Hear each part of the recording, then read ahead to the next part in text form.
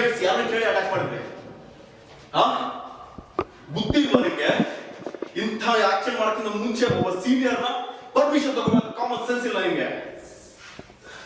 ನಮ್ಮ ಹತ್ರ ಇರೋದು ಎರಡೇ ಎವಿಡೆನ್ಸ್, ಸೀಮಾ, ಕ್ಯಾಥರಿನ್. ಸೀಮಾನ ನೀವೇ ಸಾಯಿಸ್ಬಿಟ್ಟಿದ್ದೀರಾ, ಇನ್ನು ಉಳಿದಿರೋದು ಕ್ಯಾಥರಿನ್. ಅವಳು ಎಸ್ಕೇಪ್ ಆಗಿದ್ದಾಳೆ.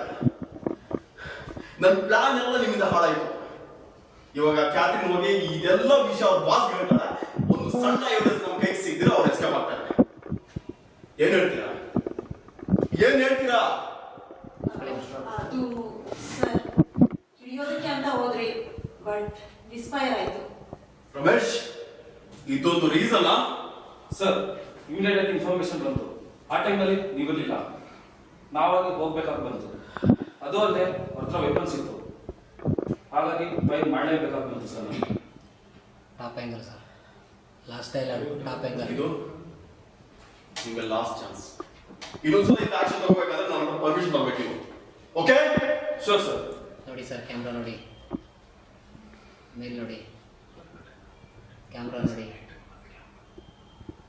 ಸರ್. ಹಂಗೆ ಹಿಂದೆ ಬನ್ನಿ ಸರ್, ಸ್ವಲ್ಪ ಹಿಂದೆ ಬನ್ನಿ, ಕ್ಯಾಮ್ರಾ ಹಿಂದೆ ಬರಲಿ. ಹಂಗೆ ನೋಡಿ, ತಲೆ ಬಗ್ಸಿ ಸರ್, ಕಣ್ಣು ಡೌನ್ ಮಾಡಿ, ಕಣ್ಣು ಮುಚ್ಚಿ ಹೋಗಿ, ಈಗ ಹೊರಡಿ.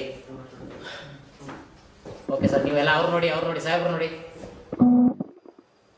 Cut it. ಏನು ಸರ್? ಏನು ಸರ್? ಹತ್ರ ಹೋಗಲ್ಲ ಸ್ವಲ್ಪ